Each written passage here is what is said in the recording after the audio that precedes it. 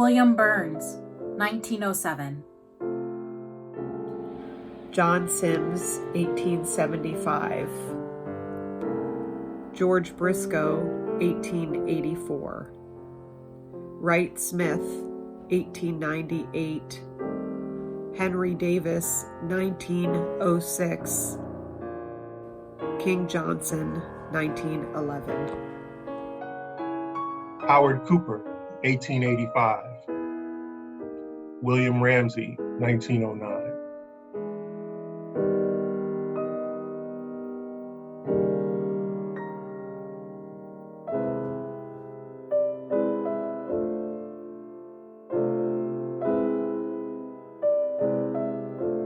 Townsend Cook, 1885.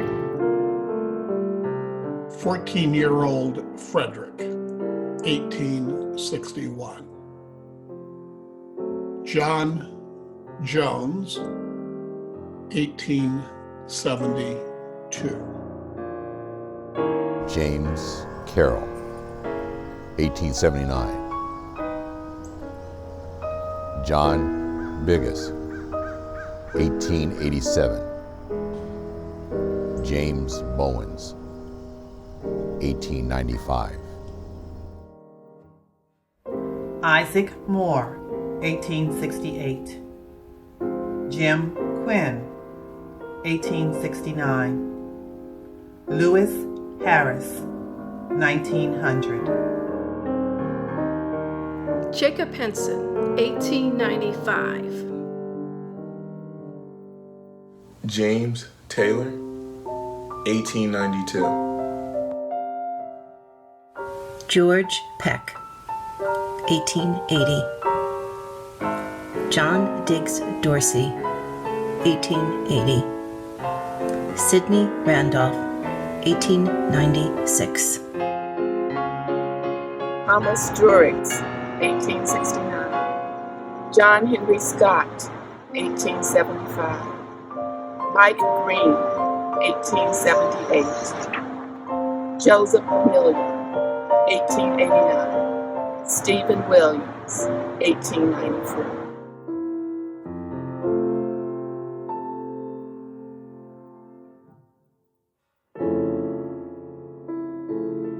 Benjamin Hands, 1871.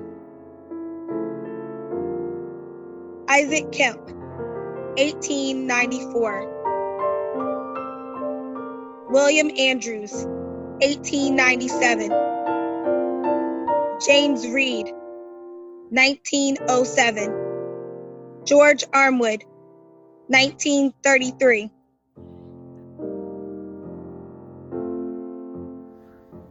Garfield King, 1898.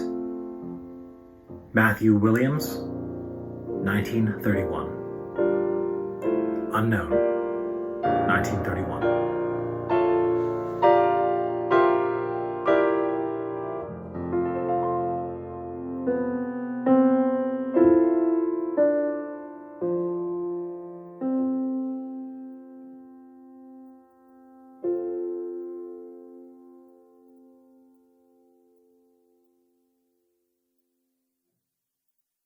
Thank you again, everyone, for coming. My name is Will Schwartz, and I'm the president of the Maryland Lynching Memorial Project. As many of you know, this is the third conference we've held, and in fact, our first was held 2 years ago this very weekend, and it kind of blows my mind to realize that it's only been 2 years since that day. And before I go any further, by the way, I do want to thank the people who have done the heavy lifting to get this together, and that would be Sue Royer and Amy Millen and Iris Barnes and Charles Chavis. Thank you so much for depositing us at this moment. This wouldn't have happened without you. At the same time, I also really want to, I'm looking around the matrix here and I'm recognizing names of a lot of people who have helped over the years. There are a lot of people here who were involved that very first year, and I really appreciate and I want to thank you as well, because we would not be where we are today without you.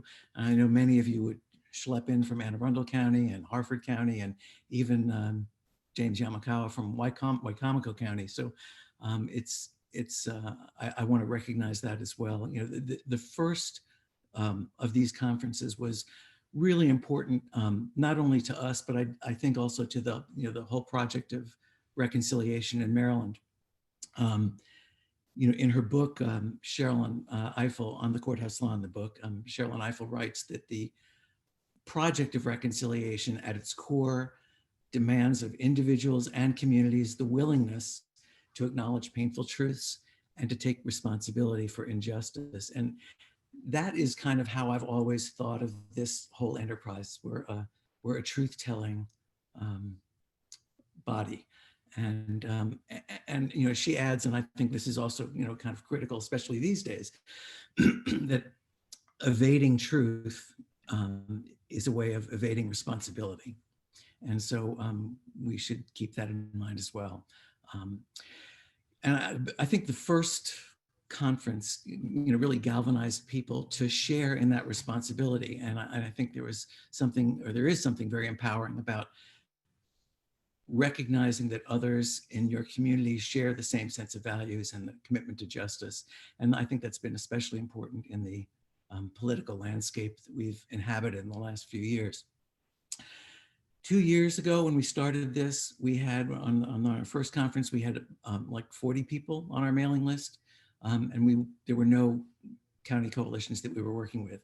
Today, there are more than 2,000 people on our mailing list, and I'm sure many of them would rather that they not be on the mailing list. And we have coalitions there are coalitions in 14 of the 18 Maryland counties where racial terror lynchings are known to have taken place, most of which we have helped to create. But let's also think about what else has happened in the last 2 years. We've done community remembrance projects all over the state, or the coalitions have done, I should add, stipulate. We had soil collections in Baltimore County and in Montgomery and St. Mary's and Allegheny, and others are planned you know, for Carroll and Frederick and Hartford and Kent and probably others once the plague lifts, hopefully. Last year, right before our conference, the first EJI historical marker was installed in Anne Arundel County, which was a wonderful day. And as many of you know, there is one that is due to be installed in the next one in Baltimore County as soon as we're clear of this public health emergency, which hopefully will happen soon. But we haven't stopped working despite the public health situation. Our Baltimore County Coalition especially is running two really important initiatives for us to keep the cause and the profile public. They're running the First Thursday Film Discussion Group, which has been really incredibly successful, and also the Anti-Racist Book Club that we're running in partnership with the Baltimore County Public Library. And I want to tip my hat and thank Joan Bryan, who's really taking the leadership on that particular effort. And also from the library system, Julie Brophy, Naomi Kepler, and Paula Miller. We thank them as well. But another really big difference that we've seen in the last, since our first conference, is that when we did the first conference, there was no Lynching Truth and Reconciliation Commission in Maryland. It was still a proposal. The law bill had just been, was just about to be introduced. And so I think, you know, that is such an incredible achievement. And I really believe it's something that we can be really proud of in Maryland. And I'm particularly proud of the role that the Maryland Lynching Memorial Project is playing in advancing the work of that commission. As I mentioned earlier, we were going to hear from the commission chair, Dr. David Falconley, a little bit later, who's going to provide an update on the commission's work. But I do want to point out that a very critical way that the commission and the project are working together, and that is around the planning and organization and execution of the public hearings that are going to be held by the commission around the state. The schedule obviously has been delayed for obvious reasons, but you know, we've been the interface that connects the commission with the local county coalitions. And this is going to be critical to the success, I believe, of the hearings.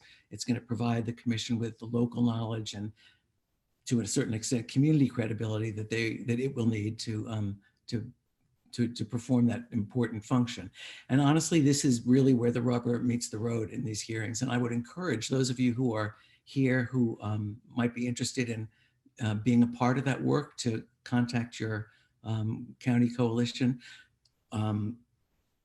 That is another way actually that we've kind of helped. We've created on our website, you can find links to all of the county coalitions with whom we're working. And if there is no coalition in your county, please let us know and we'll be happy to help you start one. That's what we do and that's why we're here. So that's a lot of stuff that's happened in 2 years. And I think it's important just to take a moment and step back once in a while and measure how much has been achieved in that short amount of time. Sometimes change is insidious, and I think we kind of lose our sense of scale. But I think this is something that we should acknowledge. And we're making a difference. You are making a difference. You are all a part of this project of reconciliation. And I thank you for supporting this effort and for compelling Marylanders to confront this awful legacy and for helping to tell the truth. This experience has been a gift for me, in large measure because of the people I've met and had a chance to work with for the last couple of years. It's been rewarding and inspiring, and I've learned so much from so many people. The cause of truth and reconciliation in Maryland has many champions, and you are among them. And in my estimation, there is none greater than the woman it is my privilege to introduce to you now. As many of you know, Delegate Joseline Peña-Melnyk was the primary sponsor for the law that created the Maryland Lynching Truth and Reconciliation Commission only last year. And I was honored to have a front seat to watch her will that commission into being. She's a force of nature and a force of decency. I still remain awestruck by her determination and skill and dedication, but mostly by her compassion and humanity. And I will always be grateful that our paths have crossed. She inspires me, and I know that I'm a better person for having crossed paths with her. And now I would like to introduce her to you, this Delegate Joseline Peña-Melnyk. Good morning, and thank you so much for being here today. I know you could have been somewhere else. Perhaps you could have stayed in bed. That's what I would have done, except I have a full day like you. And I want to thank Will for your work, for your compassion. I mean, you are just an amazing human being, and I'm very blessed to know you. I want to thank the Maryland Lynching Memorial Project and the Maryland Lynching Truth and Reconciliation Commission for your work, for the efforts that you're putting to make sure that we do this work. So you would have thought this was an easy bill to get through, right? It wasn't. We had to scheme. We had to play with the language in the bill, to get it through, and it was really worth it. So look, your work is really important. Our history includes slavery. We know that. And it is not something that happened somewhere else far away in the deep South. And that past is not completely the past just because plantations are gone. The impact of our nation's history of slavery, of lynchings, voting rights abuses, redlining, and segregated communities and schools continues to affect and divide us today. We can see that today with what's happening in this country. What's happening with COVID-19. Maryland has 6 million people, 24 jurisdictions. The county with the largest number of COVID-19 cases is gorgeous Prince George's County. Who lives in Prince George's County? It is 63% African American. When you peel that onion and you look at how COVID-19 has affected the community and you look at the zip codes, the zip code with the largest number of cases in the entire state is 20783. And who lives there? The immigrant community, the Latinos, Langley Park, Hyattsville, Adelphi area. So how many cases do we have in Prince George's? More than 31,000 cases. How many cases do we have in that particular zip code? More than 3,000 cases. It's not a coincidence. We have a lot of disparities. And it is really important to know that. And one of the bills that I'm going to be putting in, and I requested it to be filed, is a bill that will declare racism as a public health crisis in the state of Maryland, because it is important. It is another truth that we have to accept. Because I feel that when we understand our past, we can understand ourselves better in the present. And understanding begins by searching for and sharing the truth, what you are doing, what you're spending your time on. It is so worth it. Because if we know our truth, if we know our past, we will learn from it. And hopefully we won't commit those mistakes. And so I am proud to be here with you today because we're taking another step, a step in finding the truth, understanding, and healing. And we have to do it. We have to do it for George Floyd. We have to do it for Breonna Taylor. We have to do it for Stephen Clark. It is important for our legacy. It is important for our healing. And we in Maryland must learn from it. And we're learning anxiously, waiting for the reports so that the General Assembly can act and we can start to heal. So thank you so much for your work. I am really touched and grateful, and you have a partner in me. If there's anything I can do unconditionally, thank you so much. Good morning, and thank you for your words of support and encouragement, Delegate Peña-Melnyk. It's always a pleasure to see you and to work with you. Yes, thank you. I'm Nicholas Crary. I'm one of the members of the board of the Maryland Lynching Memorial Project, and I serve as the Lynching Memorial Project's representative on the Lynching Truth and Reconciliation Commission.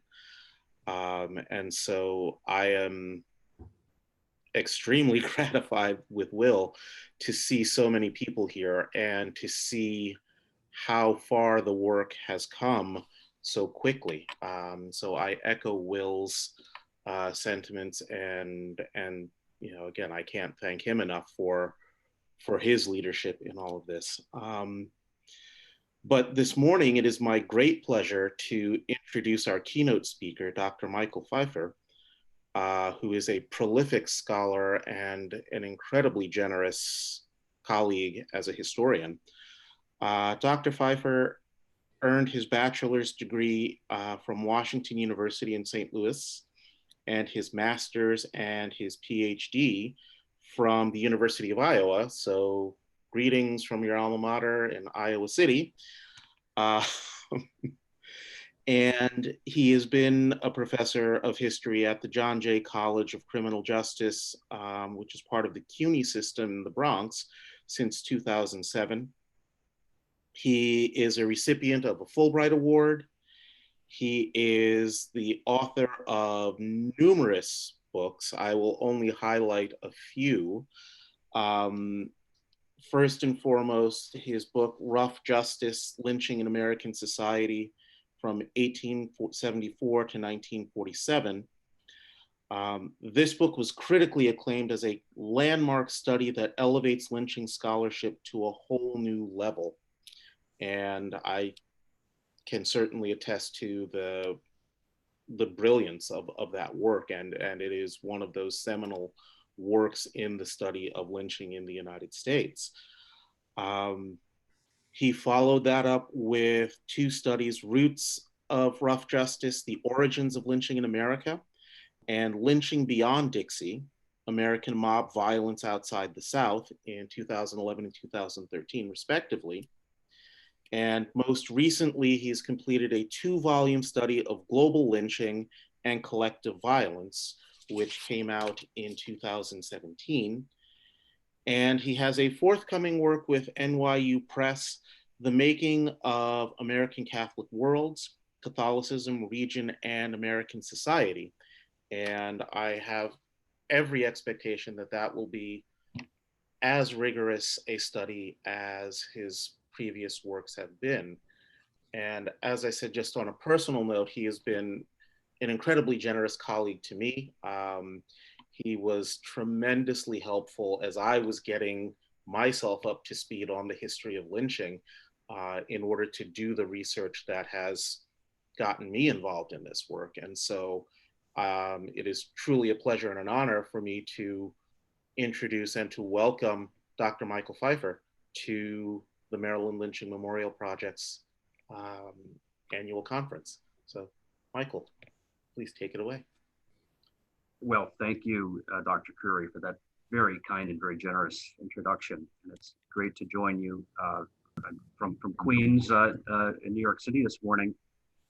And it's very exciting to learn about the important work that the Maryland Lynching Memorial Project is doing. So this morning, I'm going to talk about what I think is a neglected aspect of American lynching history, which is the pre-Civil War racial terror lynchings and how they sort of set a certain precedent, set a certain blueprint, as it were, for what would follow after the Civil War in Maryland and in elsewhere in the country. So, in terms of the Maryland record, and I'm indebted actually to Dr. Curry's work, to Nick's work, very important research he has done on lynching in Maryland for some of what I'm saying today. In the Maryland record of lynching, in Denton in October 1854, we have what is apparently the first documented lynching case in Maryland, the lynching of David or Dave Thomas. And here, as in with many other cases, we're relying to an extent on white sources, on white newspapers, and we have to remember that. So it's a very slanted viewpoint being represented here in terms of documentation. And of course, in many cases, we're able to document these with African American newspapers and with oral history in the Black community and so on. But this case, October 1854 in Denton, and David Thomas was a free Black. He had been tried for the murder of a white man, William H. Butler, and he was convicted. He received a sentence of manslaughter in 16 years, 7 months imprisonment. And Butler's family and neighbors argued that the sentence was too lenient, and they led a lynch mob, reported at about perhaps 70 persons, that seized Dave Thomas from the Denton jail and hanged him from a tree. So this is the first documented lynching in Maryland. And it's one of a number of pre-Civil War era lynchings that I think are very, very important and have been underappreciated. Most lynching scholarship has focused, quite understandably, I think, on the late 19th century, which is certainly when the preponderance of lynchings occurred. Thousands of lynchings occurred in that era. But this practice emerged in the early to mid 19th century in a really, really significant way. And so I've looked at this in my work, and I just want to say that I think I barely scratched the surface. And I wasn't trying to be comprehensive. I simply was trying to find enough cases to be able to say something about this. And so there's work that really needs to be done, and I would encourage people to take this up and to pursue this.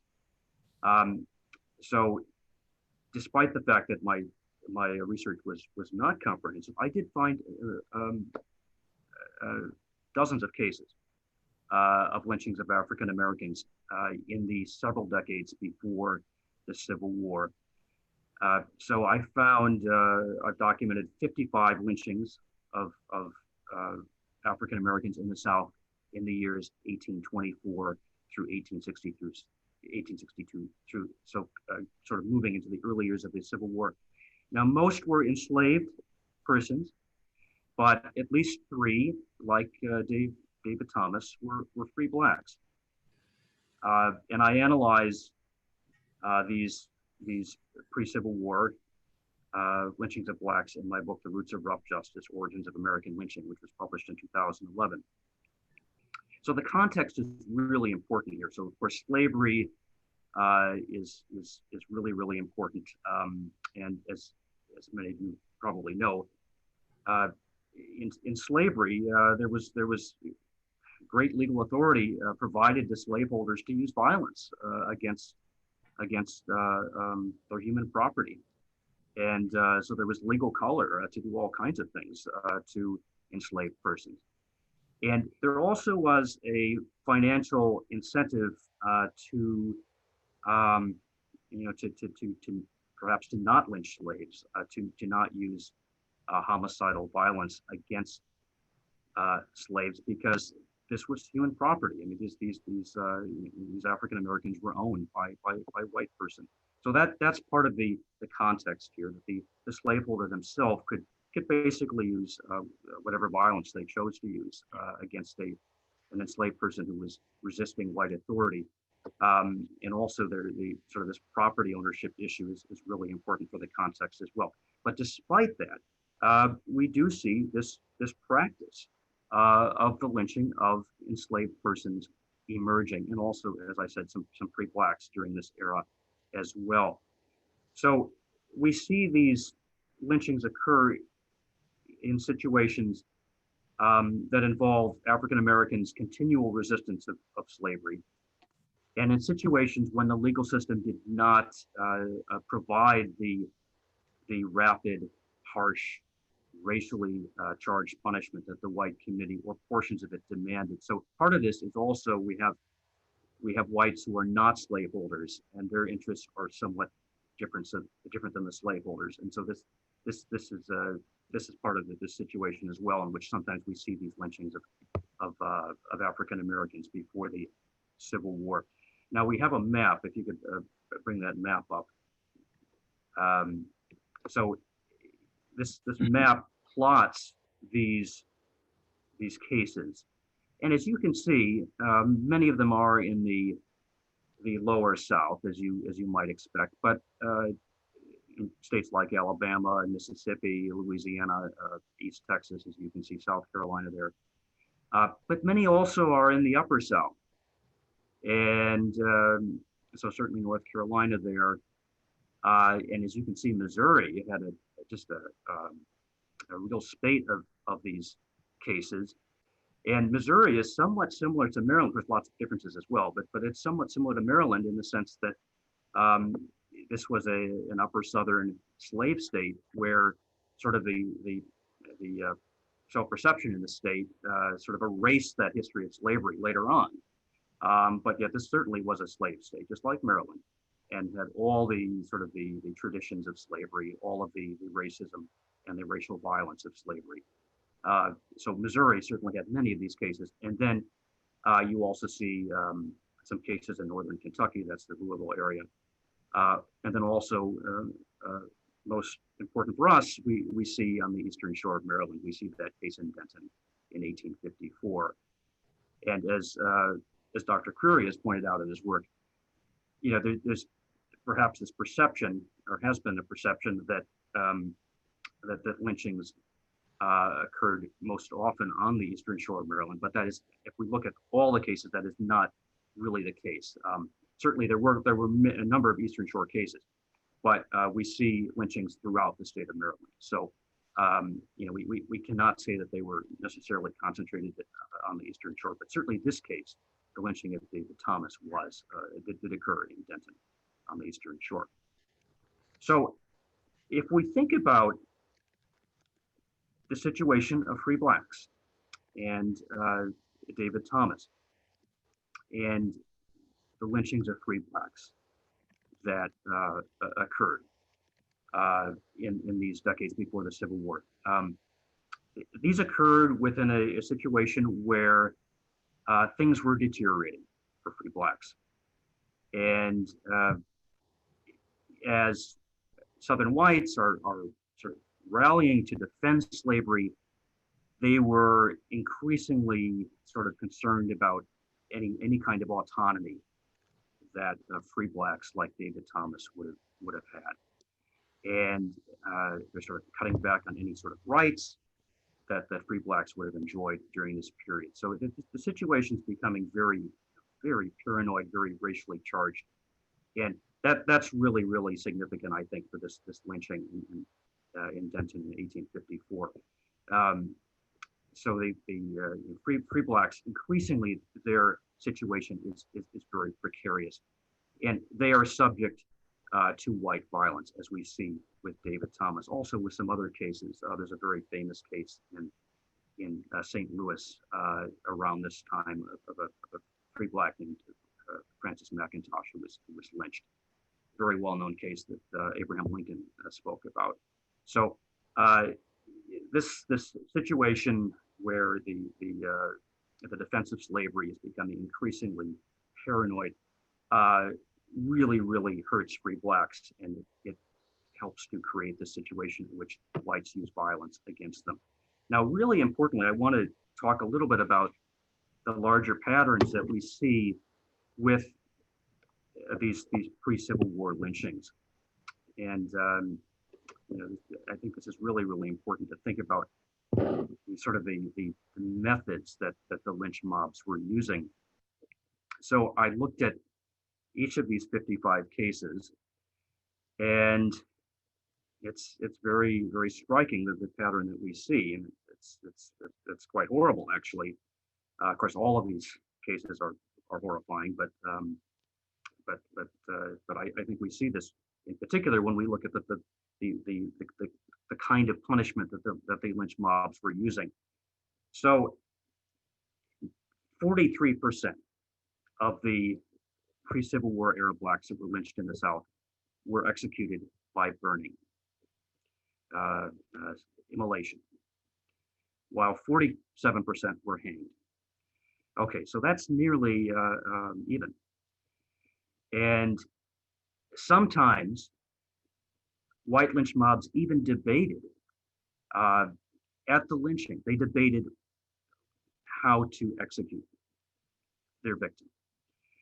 And so there's even in some cases a very vigorous debate that goes on within the lynch mob as to whether to burn their victim or whether to hang the victim. And often the advocates of burning would argue that this was more likely to instill racial terror.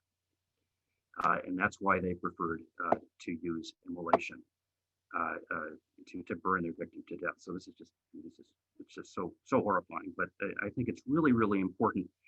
And I think it illustrates how lynching is emerging at this time as a means of racial intimidation, of racial terror. And it also reflects some changes that had been occurring in the criminal justice system, particularly affecting enslaved persons. So actually in the colonial era, in the 18th century, burning at the stake was a punishment that was reserved for only certain kinds of offenders. And it most often was reserved for enslaved persons who had killed their masters, having killed the whites who owned them. And then in the early to mid 19th century, as statutes are sort of altered and revised, that is done away with in many southern states. Not all southern states. For example, South Carolina, they continue to use burning at the stake for enslaved persons accused of murdering slaveholders. But in most of the southern states, burning at the stake was abolished.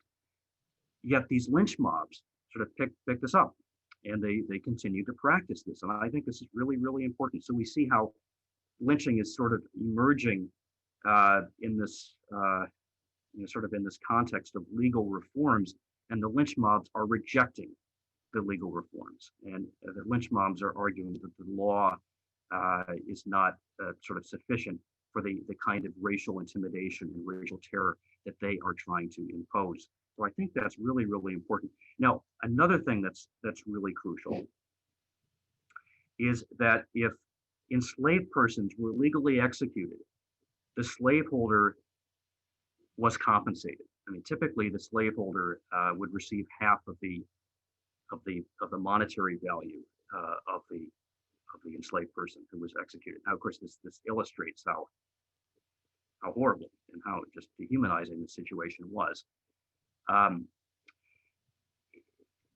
With a lynching, there was no legal provision for compensation for a slaveholder that had lost their human property. So this is very important. Sometimes the lynch mob even passed the hat. They took up a collection to compensate a slaveholder whose slave was lynched.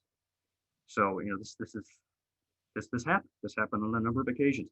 In Texas, this issue was considered so important that the state legislature in 1857 debated whether to adopt a law that would provide for the compensation of slaveholders whose slaves were lynched. This bill didn't ultimately pass, but the fact that they were even debating it, I think is very significant. And then ultimately, I looked at the legislative debate, and the sort of the conversation was, well, the slaveholders can simply sue, and they can get some compensation that way. But again, I think this is really important because it tells us that white Southerners were very familiar with this practice of the lynching of enslaved persons, and that they were sort of concerned about this whole issue of compensation. Again, to the extent that they would even think about passing a law for this situation in Texas, I think is really, really important. So I think white Southerners were very aware that a practice of the lynching of African Americans was developing, and that this was becoming a way of imposing racial hierarchy and racial terror, even before emancipation, even before the legal end of slavery in the 1860s. So to sort of think about why, and this is all, I think, very, very significant,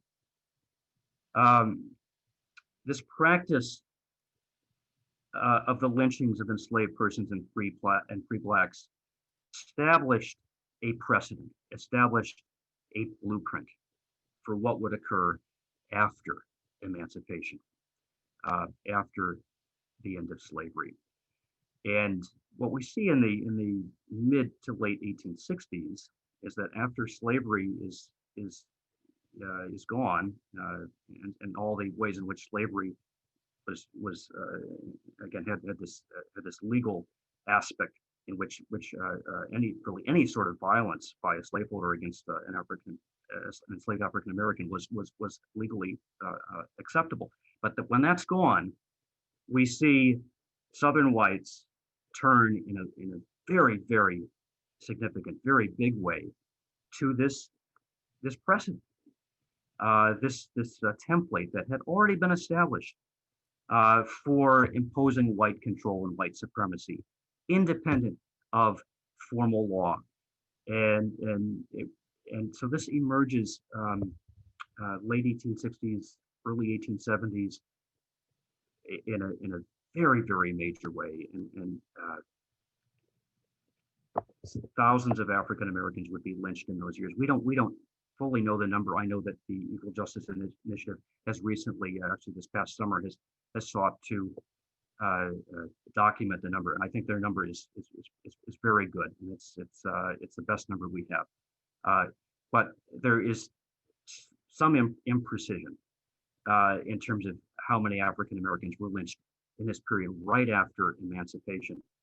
But the Southern whites who turn to lynching in such a big way at that point, they are following upon this precedent that they were familiar with, that had been established in the decades before the Civil War, of lynching of African Americans. So it's really, really important. And as I noted at the beginning of my talk today, Maryland is part of this early history of the lynching of African Americans with this mob killing of David Thomas in Denton.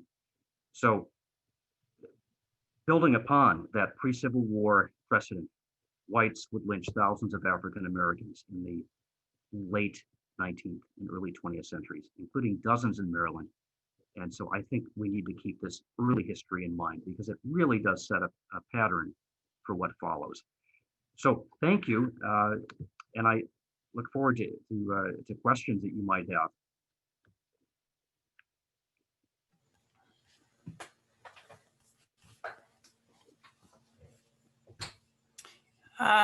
So I'm going to ask, I've been following the track a bit, the chat a little bit, and I appreciate your presentation. Sort of a general question on what are the forms of documentation that is used in establishing that a lynching took place. Another participant did chime in and talk about, as an archivist, using from the Maryland State Archives, using newspapers, government records, et cetera, as well as some private papers. But what are you seeing used, and to confirm? Right. So, yeah, I think the archivist is identifying some of the most useful sources, and it really depends upon the era. So this, the pre-Civil War era, I, for example, have used some of the slave narratives that were collected in the 1930s by the WPA, and they're sort of they're difficult sources in some ways because they were collected decades afterwards, and the people who gave these accounts, they were young, very young people when they experienced these things, so they're remembering them many years later. And they also were speaking to white interviewers, so there's probably some reticence when they're asked about things like racial violence. But there are some very useful things and very interesting things within the slave narratives that were collected in the 1930s. But certainly newspapers as well. And again, because these are problematic in a lot of ways with, newspapers like the Baltimore Sun, very openly racist in the early 20th century, as Nick has documented in his work.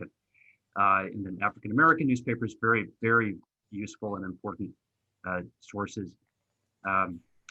So I think that these are sort of the range of things that are useful. I've also used court records. I've used coroner's inquests. A lot of my work actually is focused on Louisiana, and so I went to many of the parish courthouses in the state of Louisiana, and this was actually back in the 1990s, and it really wasn't a whole lot of work that had been done on lynching at that point. I didn't really let them know what I was doing. I don't think that they would have been fully cooperative necessarily at that time and in that place.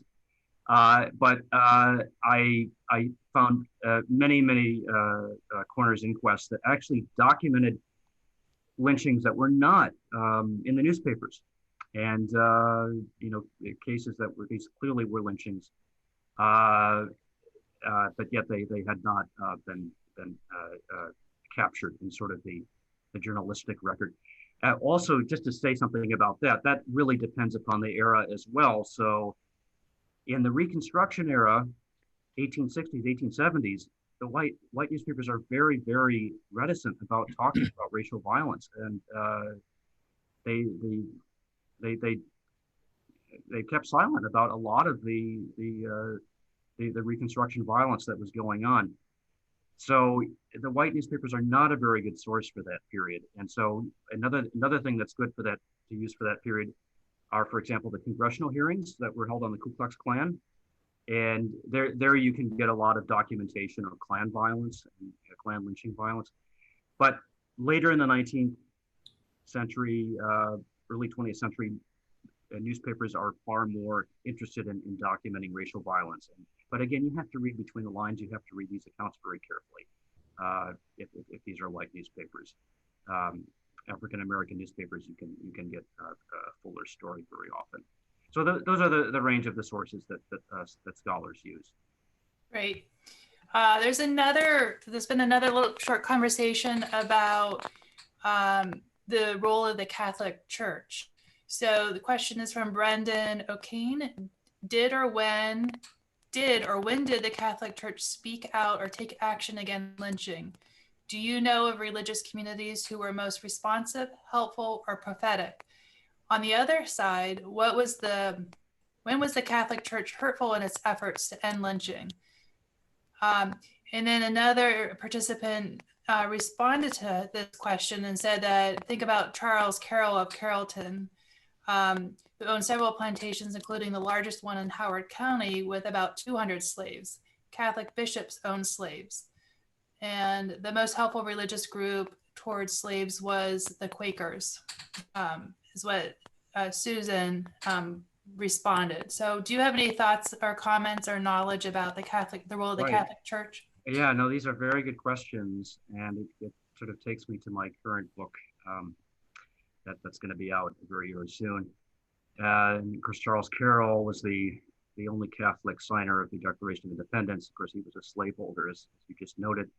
And the Jesuit order owned slaves in Maryland, as I'm sure many of you know. And the Catholic Church very significantly was on the side of the slaveholders in terms of American political debates in the early to mid 19th century. Now, in terms of the question with regard to lynching, so it's a very sort of mixed picture. So there are situations where Catholic priests interceded to try to prevent lynchings, and I can think of several cases. For example, during the New York City draft riots in 1863, the Catholic priests did intervene and try to stop lynch mobs, sometimes successfully, sometimes not.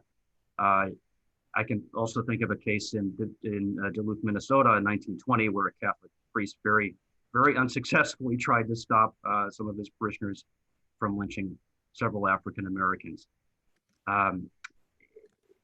Sometimes efforts were made. But again, we also have the institutional church, certainly in the South and in Maryland, on the side of slaveholding in the slaveholding period, and we have the church sort of joining Jim Crow and becoming a Jim Crow institution in places like Louisiana, which is in my new book. There's a chapter about that.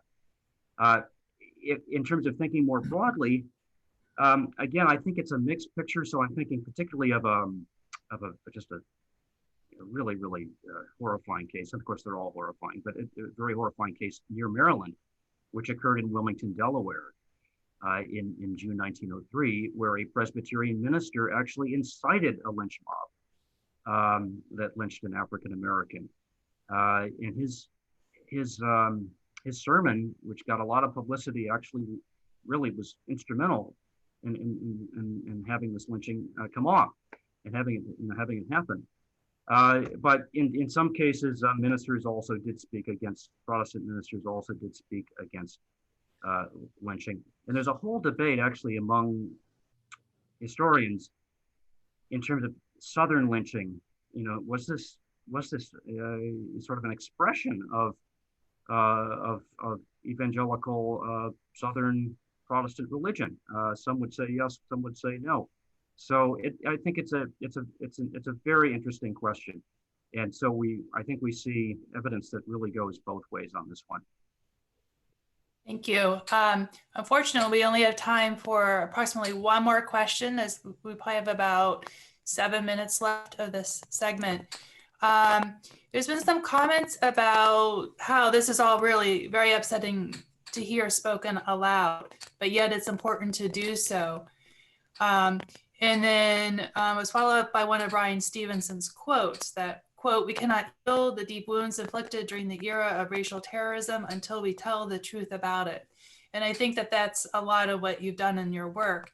And there's been a series of questions more specifically about the lynchings themselves. So how frequently were male victims castrated? Do we know if women were more frequently burned at the stake for murdering their enslavers than men? And I think that sort of summarizes that section of types of questions. Okay, so yeah, I mean, certainly sometimes lynch mobs did castrate male victims, and I don't know that there's been an effort to analyze how often this happened, but it certainly sometimes occurred in what we call spectacle lynchings, which attracted thousands of persons to watch. Special trains were run to bring in people to watch these lynchings, and so it's, in some of those cases certainly we do see castrations, and I think this whole issue of sexuality is it's a complex question. I think Nick, in his analysis of Maryland lynchings, found that sexual allegations